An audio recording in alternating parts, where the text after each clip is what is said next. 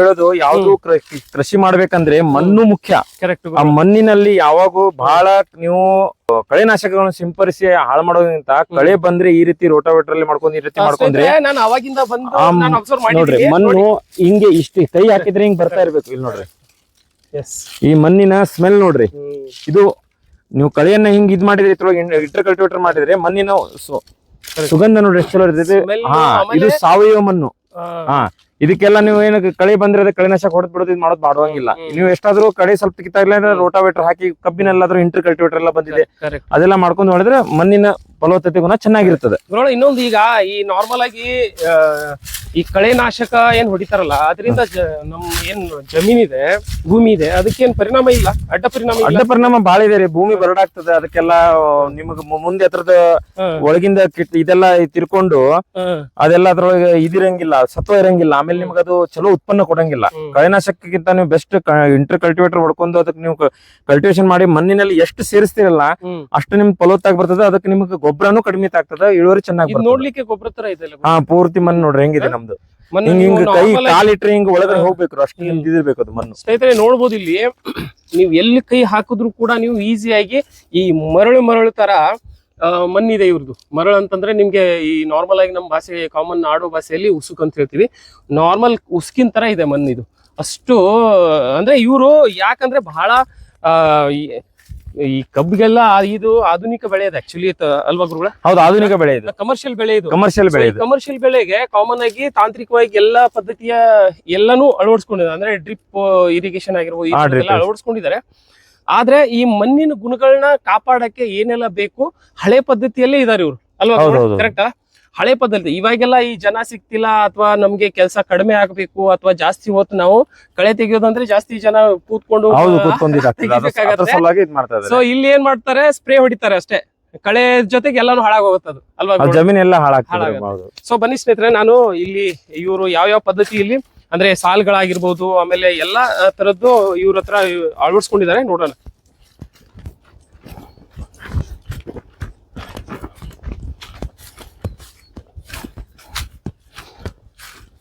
ಗುರುಗಳೇ, ನಿಮ್ಮ ಇದು ಪ್ರಶಸ್ತಿನ ಎಷ್ಟು ಜನಕ್ಕೆ ಕೊಟ್ಟಿದ್ದಾರೆ ನಮ್ಮ ಜಿಲ್ಲೆಯಲ್ಲಿ?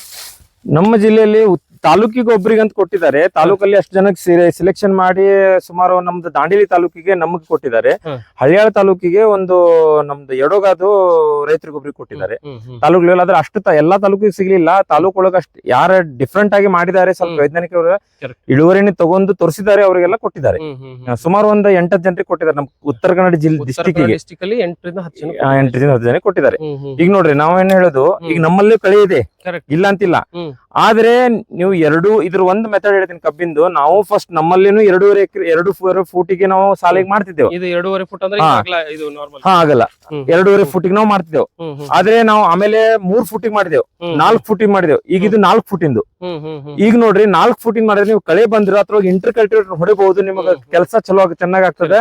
ಅದೇ ಇಂಟರ್ ಕಲ್ಟಿವೇಟರ್ ಇದೇನಿಲ್ಲ ನಿಮ್ದು ಹುಲ್ಲು, ಅದನ್ನ ನೀವು ಅದ್ರಲ್ಲಿ ಮಿಕ್ಸ್ ಮಾಡಿದ್ರೆ ಅದೇ ಗೊಬ್ಬರವಾಗಿ ಬಂದ್ಬಿಡ್ತದೆ. ಮತ್ತೆ ಏನ್ ಕಬ್ಬೊಳಗಿದೆ ಅದು ಸ್ವಲ್ಪ ತಕೊಂಡ್ರೆ ಇದ್ ಮಾಡಿದ್ರೆ ನಾವು ಅದು ಕಬ್ಬಿನ ಬೆಳವಣಿಗೆ ಆದ ನಂತರ ಅದು ತಾನೇ ಸತ್ತು ಹೋಗ್ತದೆ. ಇರಂಗಿಲ್ಲ ಅದು ಹುಲ್ಲು ಯಾವ್ದು, ಅದಕ್ಕೆ ನೆರಳು ಬಿದ್ದು ಕೂಡಲೇ ಸತ್ತು ಹೋಗ್ಬಿಡ್ತದೆ. ಇದ್ ನೋಡ್ರಿ ಇಂಟರ್ ಕಲ್ಟಿವೇಟರ್ ಮಾಡಿದ್ರೆ ನಮ್ ಭೂಮಿ ನೋಡ್ರಿ ಹೆಂಗಿರ್ತದೆ ಇದು. ಇಲ್ಲಿ ನೋಡ್ರಿ, ಈಗ ನೋಡ್ರಿ 6 ರಿಂದ 7 ತಿಂಗಳಾಯ್ತು. ಇದು ಭೂಮಿ ನೋಡ್ರಿ ಹೆಂಗಿದೆ ನೋಡ್ರಿ ಸ್ನೇಹಿತರೆ. ನೋಡ್ಬೋದು ನೀವು ಇಲ್ಲಿ ಎಲೆ ಎಲ್ಲ ಅದ್ರೊಳಗೆ ಕೊಳತ್ ಹೋದ ನಂತರ ಇಲ್ಲಿ ನೋಡ್ರಿ ಹಿಂಗ್ ಕೊಳತ್ ಹೋಗ್ತದೆ. ಈ ತರ ಇರುತ್ತೆ. ಇಷ್ಟೆಲ್ಲ ಬೆನಿಫಿಟ್ಸ್ ಇದೆ. ಕಬ್ಬಿನ ರೌದೆಯನ್ನು ಸುಡಬಾರ್ದು, ಮಲ್ಚಿಂಗ್ ಮಾಡಿ ಅದ್ರೊಳಗೆ ಇದು ಹಾಕಿ ಅದ್ರ ಮೇಲೆ ನೀವು ಜೀವಾಮೃತ ಮತ್ತೆ ನೀವು ಆರ್ಗ್ಯಾನಿಕ್ ಇದು ಮಾಡ್ರಿ ಅಂತ ಇದು ಕೊಡ್ತಾರೆ. ಅದರ ಮೇಲೆ ಸ್ವಲ್ಪ ಸಿಂಪಡಣೆ ಮಾಡಿ ಇದ್ ಮಾಡಿದ್ರೆ ಅದು ತಾನೇ ಕೊಳತ್ ಹೋಗ್ತದೆ. ಇದು ನೋಡ್ರಿ ನಮ್ದು 4 ಫುಟ್ ಸಾಲು ಸ್ನೇಹಿತರೆ. ನೋಡ್ರಿ ಇದಕ್ಕೆ 4 ಫುಟ್ ಸಾಲು ನಾವು 2.5 ಫುಟ್ ಮಾಡಿದ್ರೆ ಇದು ಅವ್ರ ಪ್ರಕಾರ ಕಬ್ಬಿನ ಇದ್ರ ಪ್ರಕಾರ ನೋಡ್ರಿ ಇದು ಎಲೆ ಕೂಡಬಾರ್ದು. ನಮ್ದು 4 ಫುಟ್ ಮಾಡಿದ್ರು ಕೂಡಿದೆ. ಆಕ್ಚುಲಿ ಈಗ ನಾವು ಇದು ಈಗ 90 ಟನ್ ಮಟ್ಟ ತೆಗ್ದಿದ್ವಿ. ನಮ್ಗೆ ನಂದ ನಿರೀಕ್ಷೆ ಇನ್ನೂ 100-120 ಟನ್ ತೆಗಿಬೇಕಂತಿದೆ.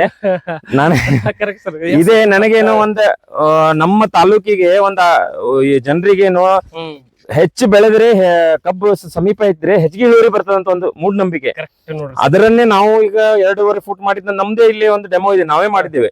2.5 ಫುಟ್ ಇದು ಮಾಡಿದ್ದೇವೆ. ಒಂದ್ ಎಕರೆಗೆ ನಮಗೆ 30-40 ಟನ್ ಮೇಲೆ ಬಂದಿಲ್ಲ. 3 ಫುಟ್ ಮಾಡಿದ್ದೇವೆ, 50-60 ಟನ್ ಬಂತು. ಅದೇ 4 ಟನ್ ಮಾಡಿದೇವೆ, ಇದು 3ನೇ ಬೆಳೆ. ಫಸ್ಟ್ ಇಳುವರಿ ಸಾಲ್ ನಮ್ದು 90 ಟನ್ ಮಟ ಬಂತು ಒಂದ್ ಎಕರೆಗೆ. ಅಂದ್ರೆ ಡಬಲ್ ಬಂತು. 2.5 ಫುಟ್ ಏನ್ ಬರ್ತದಲ್ಲ ಅದು ಡಬಲ್ ಬಂತು. ಅದಕ್ಕೆ ನಾವೇನ್ ಮಾಡಿದ್ದೇವೆ, ಇನ್ನೊಂದ್ ಏನಂದ್ರೆ ನಾವು ಡ್ರಿಪ್ ಅನ್ನು ಅಳವಡಿಸಿಲ್ಲ, ನಲ್ಲಿ ಸಿಸ್ಟಮ್ ಮಾಡಿದ್ದೇವೆ. ಒಂದೊಂದು ಮನೆಗೆ ಕಾಲುವೆಗೆ ಒಂದೊಂದು ನಲ್ಲಿ. ನೋಡ್ರಿ ಇದೆಲ್ಲ ಒಂದ್ ನಲ್ಲಿ ಸಿಸ್ಟಮ್ ಮಾಡಿದ್ದೇವೆ. ಇದು ಒಂದು ನಾವು ಹಿಂಗೆ ಚಾಲು ಮಾಡಿದ್ರೆ ಇದು ನೀರು ಬರ್ತದೆ. ನಮ್ದಲ್ಲಿ ಪಂಪ್ ಚಾಲು ಮಾಡಿದ ಕೂಡ್ಲೆ ಪ್ರತಿ ಒಂದು ಮನೆಗೆ ನೀರು ಹೋಗ್ತಾ ಇರ್ತದೆ. ಅದು ಬನ್ನಿ ಮುಟ್ಟಿದ ಕೂಡಲೇ ಬಂದ್ ಯಾವ್ದಾದ್ ಮುಟ್ತದ ಅದ್ ಬಂದ್ ಮಾಡ್ತೇವೆ, ಉಳಿದಿದ್ದು ಚಾಲು ಇಡ್ತೇವೆ. ಬಟ್ ಇದ್ರಕ್ಕಿಂತ ಡ್ರಿಪ್ ಸಿಸ್ಟಮ್ ಮಾಡಿದ್ರೆ ಮತ್ತು ಒಳ್ಳೇದ್ ನಾ ಹೇಳುದು ಅಂದ್ರೆ ಇದಕ್ಕಿಂತ ಅಂದ್ರೆ ನೀರು ಕಬ್ಬಿಗೆ ತೇವಾಂಶ ಕಾಪಾಡ್ಬೇಕು ಹೊರತು ಹೆಚ್ಚಿಗೆನೂ ಆಗ್ಬಾರ್ದು, ಕಡಿಮೆನೂ ಬೀಳ್ಬಾರ್ದು. ಅದು ಕರೆಕ್ಟ್ ಆಗಿ ಡ್ರಿಪ್ ಅಲ್ಲಿ ಇದ್ರೆ ಎಲ್ಲಾ ಸಾಲಿಗೂ ಕರೆಕ್ಟ್ ನೀರ್ ಸಿಗ್ತದೆ. ಎಲ್ಲಾ ಕಬ್ಬುಗಳು ಒಂದೇ ಸಮನೆ ಬೆಳವಣಿಗೆ ಆಗ್ತವೆ. ಇದ್ರದ್ದು ಸ್ವಲ್ಪ ಇದಿದೆ, ಇನ್ನು ಡೈರೆಕ್ಟ್ ನೀರ್ ಕಾಲುವೆ ಹರಿದ್ ಬಿಟ್ರೆ ನೀರ್ ಹೆಚ್ಚಿಗೆ ಪೋಲ್ ಆಗ್ತದೆ, ಡ್ರಿಪ್ ಸ್ವಲ್ಪ ಕಡಿಮೆ ಆಗ್ತದೆ. ಅದ್ ನಾವು ನೆಕ್ಸ್ಟ್ ಟೈಮ್ ಮಾಡ್ತಾ ಇದೀವಿ. ನೆಕ್ಸ್ಟ್ ಟೈಮ್ ಇಂಪ್ಲಿಮೆಂಟ್ ಮಾಡಿ 120 ಮೇಲೆ ತೆಗಿಬೇಕಂತ ಇದೆ. ಈಗ ಗುರುಗಳ ನೀವು ಇದು ಏನ್ ನಲ್ಲಿ ತರ ಸಿಸ್ಟಮ್ ಮಾಡಿದ್ರಲ್ಲ, ಇದಕ್ಕಿಂತ ಡ್ರಿಪ್ ಸಿಸ್ಟಮ್ ಬೆಟರ್ ಅಂತೀರಿ ನೀವು? ಹೌದೌದು, ಕರೆಕ್ಟ್ ಅಲ್ಲ? ಈ ಡ್ರಿಪ್ ಸಿಸ್ಟಮ್ ಅಂದ್ರೆ ಡಾಟ್ ಡಾಟ್ ಡಾಟ್ ಡಾಟ್ ಹನಿ ನೀರಾವರಿ ಬಹಳ ಒಳ್ಳೇದು.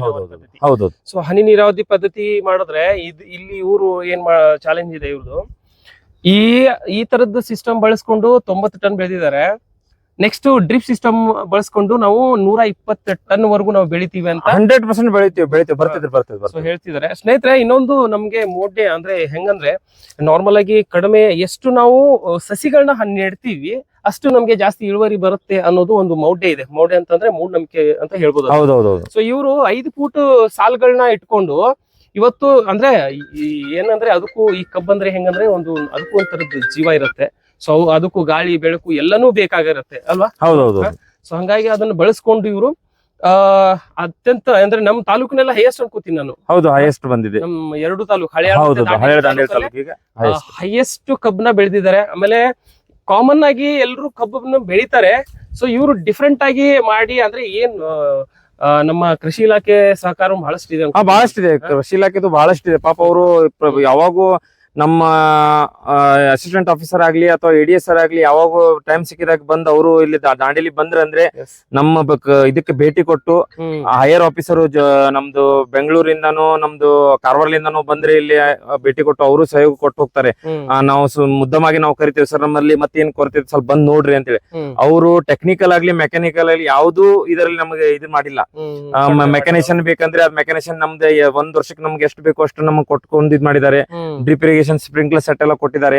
ಆಮೇಲೆ ಇದಕ್ಕೆ ಯಾವ್ದಾದ್ರು ಕೀಟ ಬಾಧೆ ಏನಾದ್ರು ಆದ್ರೆ ಸ್ಪಾಟ್ ವಿಸಿಟ್ ಮಾಡಿ ಎಲ್ಲ ಇಮಿಡಿಯೇಟ್ ಆಗಿ ಬಂದು ಎಲ್ಲ ಅದಕ್ಕೆ ಯಾವ್ದು ಔಷಧಿ ಹೊಡಿಬೇಕು, ಅದಕ್ಕೆ ಏನ್ ಮಾಡಿದ್ರೆ ಆರ್ಗ್ಯಾನಿಕ್ ಅಲ್ಲಿ ಮಾಡಿದ್ರೆ ಹೆಂಗ್ ಮಾಡ್ಬೇಕು, ರಾಸಾಯನಿಕ ಅಲ್ಲಿ ಮಾಡಿದ್ರೆ ಏನ್ ಮಾಡ್ಬೇಕು, ಅದ್ ಎರಡೂ ಕೊಡ್ತಾರೆ. ನಾವು ಆರ್ಗ್ಯಾನಿಕ್ ಅಲ್ಲಿ ಮಾಡ್ತೇವೆ, ಆಗಿಲ್ಲ ಅಂದ್ರೆ ರಾಸಾಯನಿಕ ಸ್ವಲ್ಪ ಇದ್ ಮಾಡ್ಕೊಂಡು ಸಿಂಪಡಣೆ ಮಾಡ್ಕೊಂಡು ಮುಗಿಸ್ಕೊ ಇದ್ ಮಾಡ್ಕೋತೇವೆ.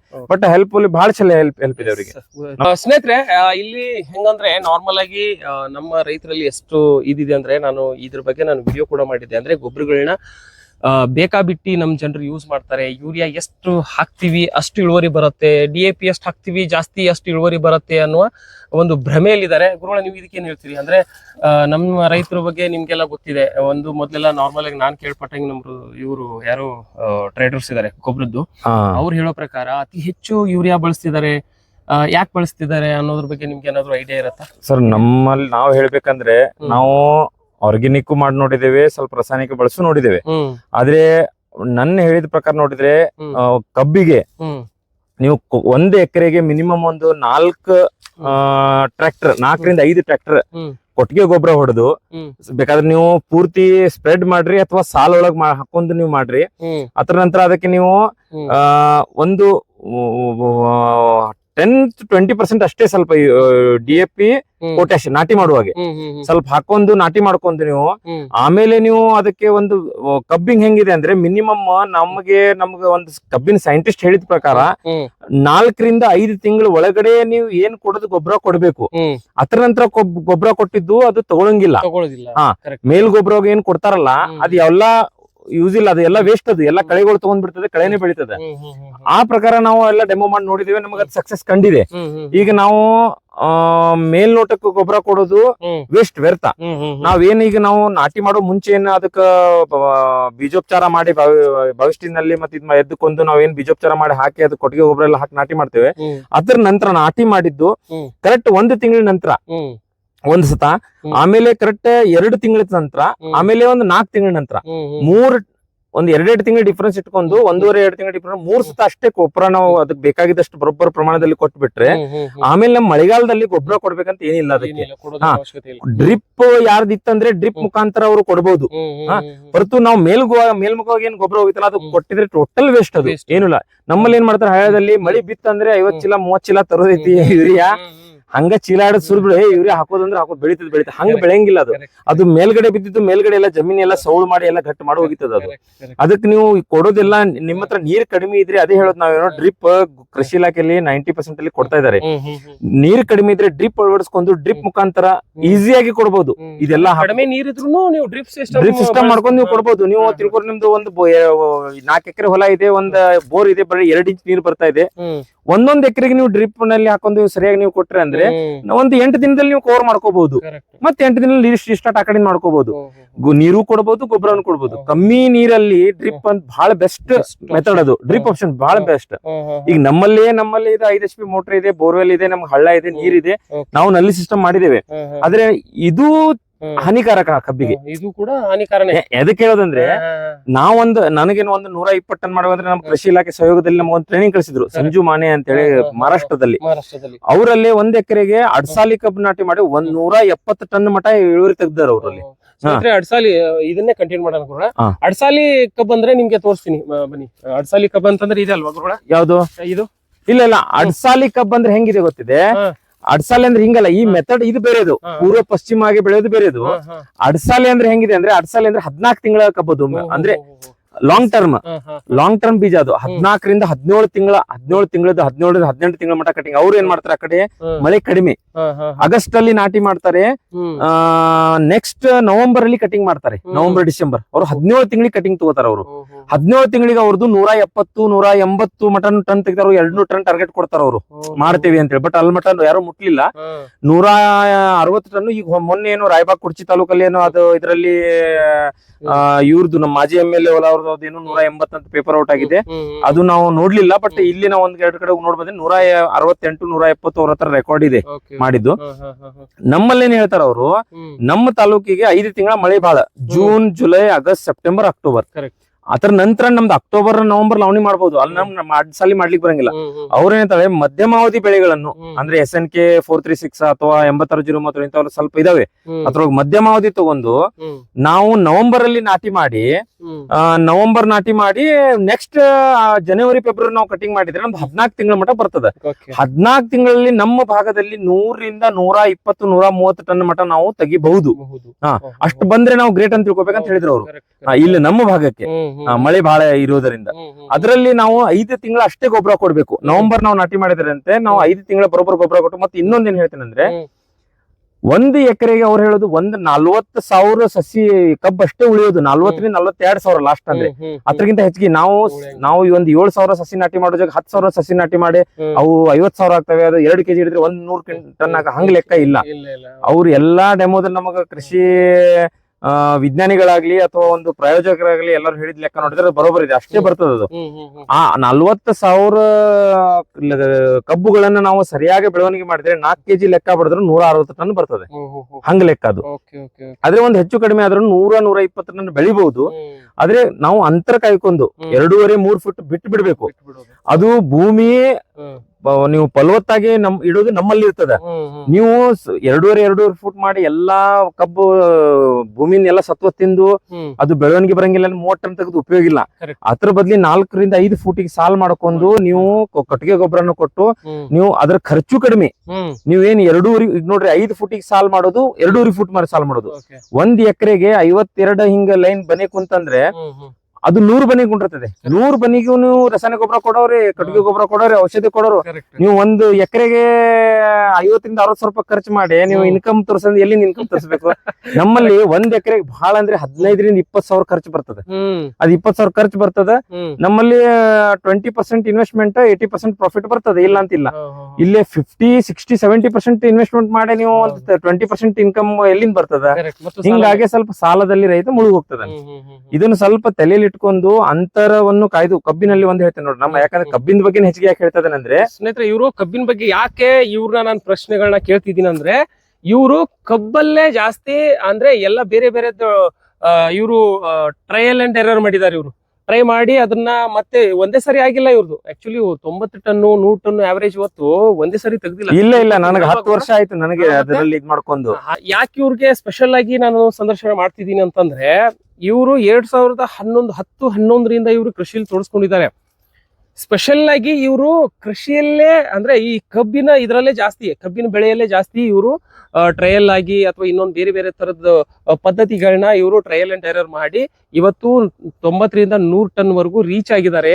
ಹಂಗಾಗಿ ಈ ವಿಡಿಯೋ ನಾನು ಸ್ಪೆಷಲ್ ಆಗಿ ನಿಮ್ಗೋಸ್ಕರ ಮಾಡ್ತಿರೋದು ಅಲ್ವಾ ಗುರುಗಳು? ಸೊ ಈ ವಿಡಿಯೋದಲ್ಲಿ ಕೂಡ ನಾವು ಜಾಸ್ತಿ ಚರ್ಚೆ ಅದರದ್ದೇ ಮಾಡ್ತಿದೀವಿ. ಯಾಕಂದ್ರೆ ಈಗ ಹೆಚ್ಚಾನೆಚ್ಚು 95% ನಮ್ಮ ತಾಲೂಕು ಎರಡು ಏನಿದೆ, ದಾಂಡೇಲಿ ಮತ್ತೆ ಹಳಿಯಾಳ, ಸ್ಪೆಷಲಿ ಹಳಿಯಾಳದಲ್ಲಿ ಎಲ್ಲ 95% ಎಲ್ಲ ಕಬ್ಬು ಬೆಳಿತಿದ್ದಾರೆ. ಸೊ ಹಂಗಾಗಿ ಎಲ್ರು ನೀವು ಬರೀ 2 ಫೀಟು 2.5 ಫೀಟು 3 ಫೀಟ್ಗೆ ನೀವು ಬನಿಗಳನ್ನ ಬಿಟ್ಟು ನೀವು ಜಾಸ್ತಿ ಸಸಿಗಳನ್ನ ನೆಟ್ಟು ಮಾಡೋದ್ರಿಂದ ಇಳುವರಿ ಕಡಿಮೆ ಆಗತ್ತೆ. ಸೊ ಏನು 5 ಫೀಟ್ ಏನು ಇದು ಸಾಲುಗಳಿದೆ ಅದರಲ್ಲಿ ಇಳುವರಿ ಜಾಸ್ತಿ ಬರುತ್ತೆ. ಸೊ ಹೆಂಗೆಲ್ಲ ಮಾಡ್ಬೇಕನ್ನೋದು ಈ ವಿಡಿಯೋದಲ್ಲಿ ನಾವು ತೋರಿಸ್ತಾ ಇದೀವಿ ಅಲ್ವಾ ಗುರುಗಳ? ಹೌದೌದು. ಸೊ ಹಂಗಾಗಿ ಆಲ್ರೆಡಿ ನಿಮ್ಗೆ ಸುಮಾರು ವಿಷಯಗಳು ನಮ್ಮ ಪಾಟೀಲ್ ಸಾಹೇಬ್ರು ನನ್ಗೆ ಬಹಳ ವಿಸ್ತೃತವಾಗಿ ಹೇಳಿದ್ದಾರೆ.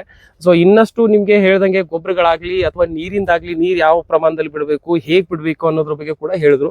ಸೊ ಇವರು ಈ ನಲ್ಲಿ ಸಿಸ್ಟಮ್ ಬಳಸ್ಕೊತಿದ್ದಾರೆ, ಈ ನೆಕ್ಸ್ಟ್ ಡ್ರಿಪ್ ಸಿಸ್ಟಮ್ ಹೋಗ್ತಿದ್ದಾರೆ. ಸೊ ಹಂಗೇನೆ 4 ರಿಂದ 5 ತಿಂಗಳು ಏನ್ ಕಬ್ಬಿರತ್ತೆ, ಅದಾದ ನಂತರ ಕಬ್ಬಿಗೆ ಗೊಬ್ಬರ ಕೊಡಬಾರ್ದು ಅಂತ ಇವ್ರು ಕೂಡ ಹೇಳ್ತಿದ್ದಾರೆ. ಆಮೇಲೆ ಕೃಷಿ ಯಾರು ತಜ್ಞರು ಕೂಡ ಹೇಳ್ತಿದ್ದಾರೆ.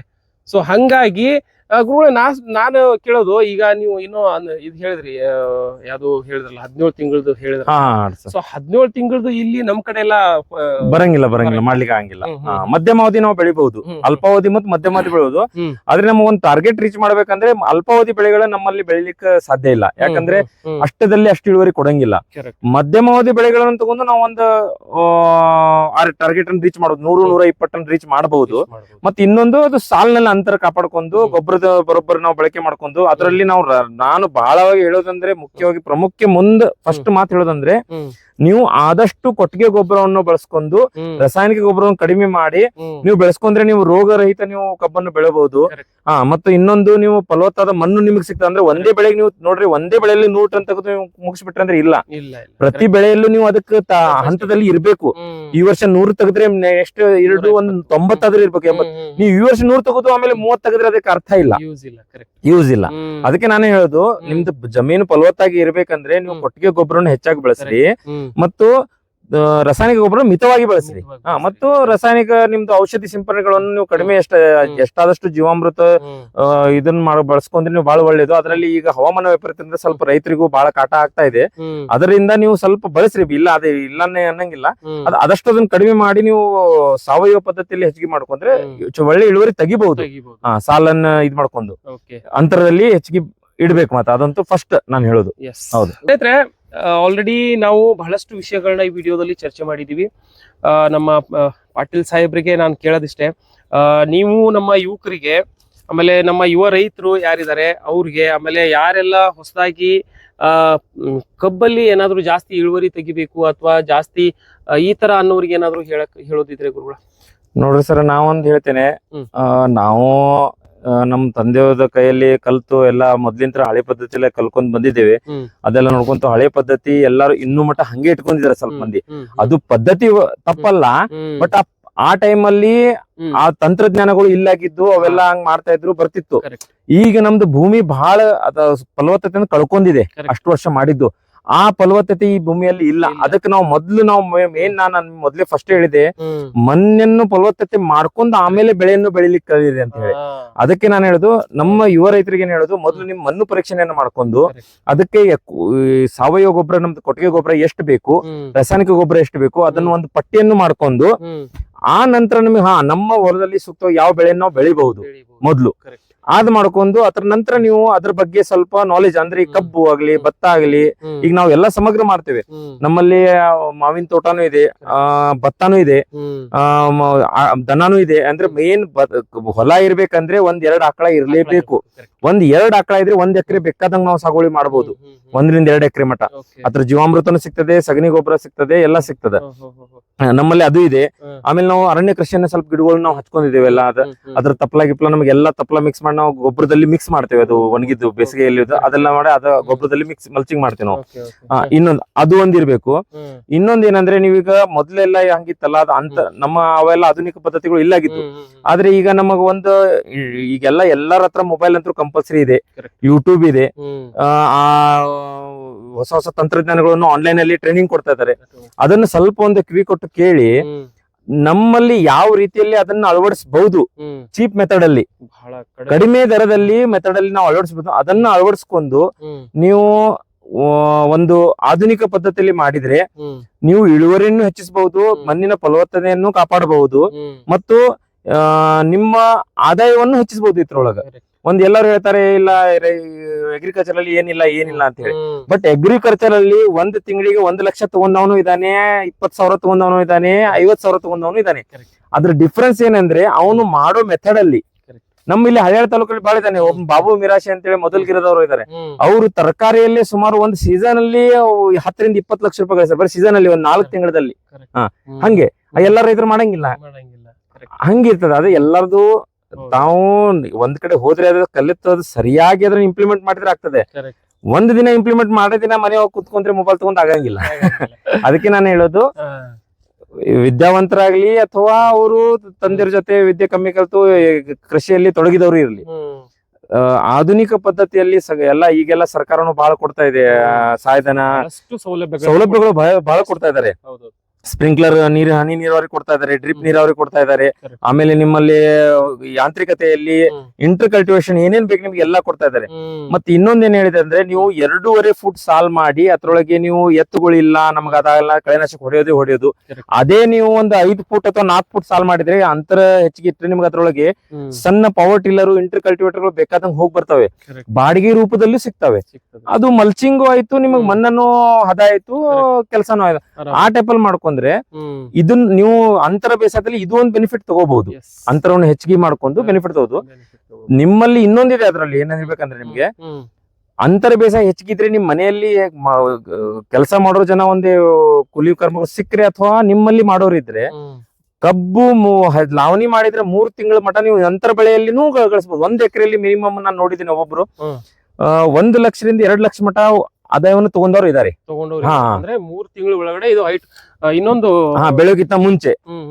ಈಗ ನಮ್ದು ನೋಡ್ರಿ, ಇದು ಬರೇ 5 ತಿಂಗಳ ಇದು ಕಬ್ಬು. ನಾನು ಇದೇ ಹೇಳಕ್ ಹೊರಟಿದ್ದೆ, ಇದು ನಮ್ದು 5 ತಿಂಗಳ ಕಬ್ಬು. ನಾವಿಲ್ಲಿ ನಿಂತಿದೀವಲ್ಲ, ಹೆಚ್ಚು ಕಡಿಮೆ ನಂದು 5.5 ಅಡಿ ಇದೀನಿ ನಾನು, 5 ಫುಟ್ 7 ಇಂಚ್ ಇದೀನಿ ನಾನು. ನೀವು ನೋಡ್ಬೋದು, ಹೆಚ್ಚು ಕಡಿಮೆ 8 ಅಡಿ ನಿಮ್ಗೆ ಕಬ್ಬು ಕಾಣಿಸ್ತಿರ್ಬೋದು ಅಲ್ವಾ ಗುರುಗಳ? ನಿಮ್ದು ಹೈಟ್ ಎಷ್ಟಿದೆ? ನಮ್ದು 6 ಫುಟ್ ಇದೆ, 2 ಇಂಚ್ ಕಡಿಮೆ. 6 ಫೀಟ್ ಇದಾರೆ ಅವರು. ಎಷ್ಟು ತಿಂಗಳು ಕಬ್ಬಿದು? ಇದು 5 ತಿಂಗಳ ಕಬ್ಬು ನೋಡ್ರಿ, ಅದು 3ನೇದು. ಅಂದ್ರೆ ನಾವು ಲಾವಣಿ ಮಾಡಿದ್ದು 3ನೇ ಕೊಳೆ.